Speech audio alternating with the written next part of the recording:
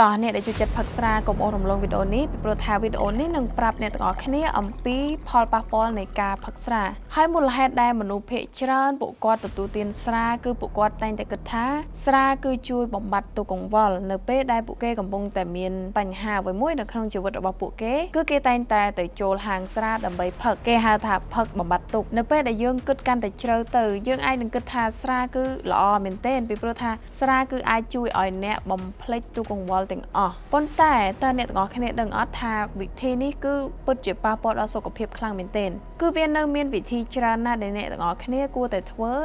ជាងការផឹកស្រាហើយឥឡូវនេះកុំឲ្យខាត់ពេលយូរអ្នកទាំងអស់គ្នាយើងនឹងដឹងទាំងអស់គ្នាថាស្រានឹងបំផ្លាញយើងដោយរបៀបណានៅពេលដែលយើងផឹកស្រាច្រើនគឺវានឹងធ្វើឲ្យយើងស្រវឹងស្រាគឺអាក្រក់នៅពេលដែលយើងផឹកវាក្នុងចំណុះច្រើនពេកនៅពេលដែលយើងស្រវឹងយើងអាចនឹងធ្វើរឿងជាច្រើនដែលយើងមិនដឹងថាខ្លួនយើងនឹងធ្វើវាទេគឺយើងមិនអាចដឹងថាយើងនឹងនិយាយវាចេញមកបាននោះទេហើយវាក៏មិនមែនជាការល្អដែរបើសិនជាអ្នកទាំងអស់គ្នាប្រើស្រាដើម្បីបំបត្តិការ stress ឬក៏ការសែតពិបាកចិត្តឬក៏បញ្ហាផ្សេងៗត្រង់ចំណុចនេះអ្នកគួរតែជ្រើសរើសវិធីផ្សេងក្រៅពីការផឹកស្រាទៅបានមួយវិញទៀតនោះបើសិនជាអ្នកនៅក្មេងហើយអ្នកទទួលទានស្រាគឺវាមិនល្អនោះទេវាគឺជាទម្លាប់មួយដែលធ្វើឲ្យយើងមិនអាចបញ្ឈប់ការផឹកស្រាបានហើយអ្វីដែលអ្នកទាំងអស់គ្នាបានដឹងរួចមកហើយនោះគឺការផឹកស្រាគឺអាចមានភាគរយច្រើនក្នុងការមានគ្រោះថ្នាក់ចរាចរណ៍នៅពេលដែលអ្នកកំពុងតែបើកបរបញ្ហាអស់ទាំងនេះគឺមិនទាន់ចប់នោះទេគឺនៅមានបញ្ហាដែលតាក់ទងទៅនឹងសុខភាពដែលតាក់ទងជាមួយនឹងរាងកាយរបស់យើងផ្ទាល់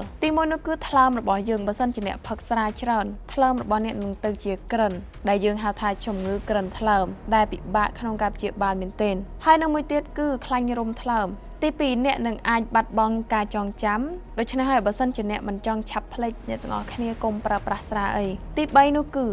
ជំងឺបេះដូងហើយនឹងលើសសម្ពាធឈាមគឺប្រជាជនខ្មែរយើងនៅពេលដែលពួកគាត់ចាស់បន្តិចជំងឺជាច្រើនបានកើតឡើងដោយសារតែការផឹកស្រាហើយចំណែកឯចំណុចទី4នោះគឺបញ្ហាក្រពះពោះវៀនទី5គឺអ្នកនឹងអាចមានភាគរយច្រើនក្នុងការកើតជំងឺមហារីកទី6គឺអ្នកនឹងមានការញៀនជាមួយនឹងស្រាគឺមិនអាចបញ្ឈប់បានដែលជាមូលហេតុដែលធ្វើឲ្យបំផ្លាញសុខភាពរបស់អ្នកទី7គឺអ្នកនឹងអាចមានជំងឺបាក់ទឹកចិត្តឬក៏ការ stress គេងមិនគ្រប់គ្រាន់តាមធម្មតាមនុស្សអាចផឹកស្រាហើយនឹងអាចមានអារម្មណ៍ថាមិនអីនោះទេប៉ុន្តែតើអ្នកទាំងអស់គ្នាដឹងទេថាមនុស្សណាខ្លះដែលមិនអាចប៉ះស្រាបានទោះតែសោះបើតាមក្បួនសុខភាពមនុស្សមិនគួរផឹកស្រាទេទី1នោះគឺស្ត្រីមានផ្ទៃពោះទី2គឺប្រភេទមនុស្សដែលប្រើប្រាស់ថ្នាំច្រើនគ្រប់មុខគឺមានន័យថាគាត់មានជំងឺច្រើនមុខហើយគាត់ប្រើប្រាស់ថ្នាំអញ្ចឹងវាអាចនឹងមានផលប៉ះពាល់យ៉ាងខ្លាំងបើសិនជា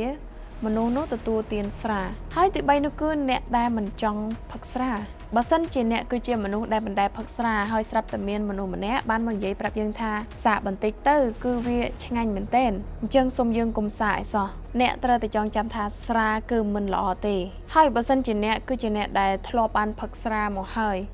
អ្នកអាចនឹងចាប់ផ្ដើមកាត់បន្ថយម្ដងបន្តិចបើសិនជាអ្នកមិនអាចឈប់វាផ្ដាច់ពិតតែម្ដងស្រាគឺអាចធ្វើឲ្យយើងមានចំនួនជាមួយនឹងក្រុមគ្រួសារបែកបាក់គ្រួសារបើសិនជាអ្នកពិបាកចិត្តគឺអ្នកមិនចាំបាច់ប្រើស្រាក្នុងការបំបត្តិវានោះទេអ្នកអាចនឹងទៅនិយាយបញ្ចេញប្រាប់មិត្តភ័ក្តិឬក៏នរណាម្នាក់ដែលអ្នកទុកចិត្តហើយខ្ញុំក៏មានខគម្ពីរដើម្បីលើកទឹកចិត្តអ្នកទាំងអស់គ្នាកុំឲ្យស្រវឹងស្រាដែលនាំឲ្យព្រិលចិត្តឡើយតែចូលឲ្យបានពេញជាព្រះវិញ្ញាណវិញហើយនៅថ្ងៃនេះនាងខ្ញុំក៏មានតែប៉ុណ្ណេះនាងខ្ញុំសូមអរគុណសូមជួបគ្នានៅវីដេអូក្រោយ